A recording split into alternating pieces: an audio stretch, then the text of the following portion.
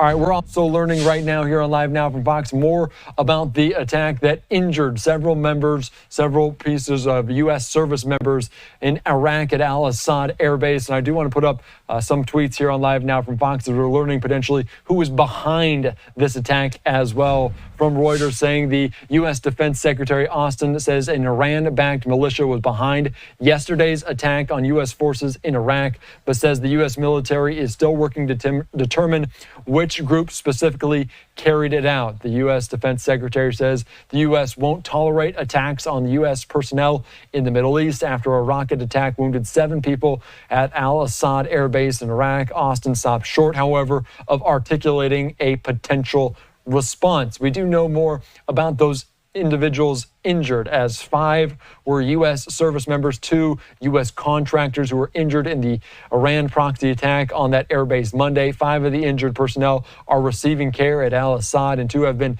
evacuated for further care. All 7 injured personnel are in stable condition. So new information. We're also learning more about troop movements as troop movement comes as U.S. officials release more details about the rocket attack that hit a military base, injuring American personnel. About a dozen fighter jets from the USS Theodore Roosevelt aircraft carrier flown to a military base in the Middle East as part of the Pentagon's effort to help defend Israel and from possible attacks by Iran and its proxies and to safeguard U.S. troops.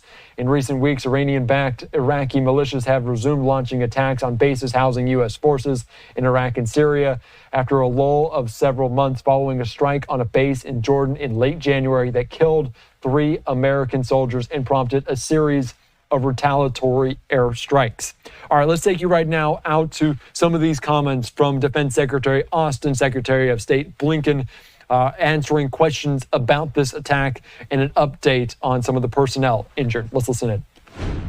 Sure that it was an Iranian-backed Shia militia group. Specifically, which group we're still investigating to determine that. In terms of whether or not or when Iran would choose to attack Israel, I'm not going to speculate on any Iranian actions going forward. Idris, as you know, what I've been focused on is making sure that we're doing everything we can to put measures in place to protect our troops and also make sure that we're in a good position to aid in the defense of Israel if called upon to do that. So you've seen us do a number of things to strengthen our force posture. Again, I'm in constant communications with my commanders in the region and also with our allies as well. So we'll see how this evolves, but I won't speculate on any specific action by Iran or any other Iranian-backed group going forward. And Idris, with regard to the Middle East,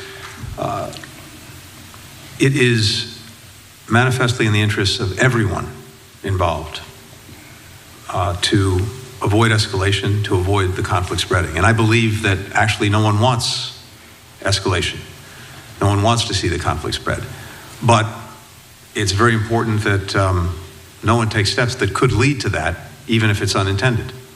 And that's why we've been engaged in this intense effort across the region and beyond to press everyone involved, including Israel, to avoid anything that could actually escalate the conflict.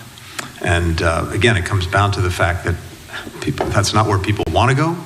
We want to make sure to the best of our ability that they don't go there even inadvertently. When it comes to the ceasefire, let's understand where we are, how we got there, and why we believe this is something that should close and should close very soon. Some weeks ago now, President Biden put before the world a proposal for the ceasefire, the release of hostages, a pathway to an enduring peace in Gaza. And the entire world rallied behind it. Country after country stood up in support of the proposal, culminated in a vote at the United Nations Security Council, 14-0, endorsing the proposal, indeed incorporating it into a resolution.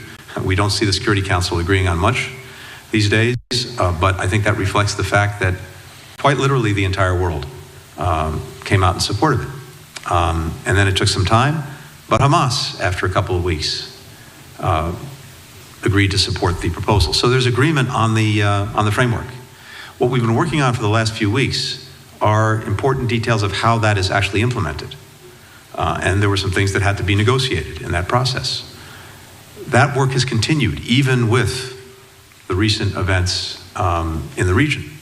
And we believe, based on the work that's been done, based on the very practical issues that are at stake, that there is no reason that this should not be concluded and concluded quickly. So this is really a time for all of the parties involved to close this out. No delays, no excuses, no reasons why we can't do something. Focus on getting to yes. The reason, among other things, that we very much want to avoid any escalation is because, yes, that has the potential to disrupt concluding the ceasefire agreement. So in and of itself, escalation would be a bad thing, but it also has the potential to upend bringing the ceasefire over the line and bring it to conclusion. Again, this ceasefire is profoundly in the interest of everyone. It's in the interest of Israelis. It's in the interest, of course, of the hostages, their families around the world, including in the United States.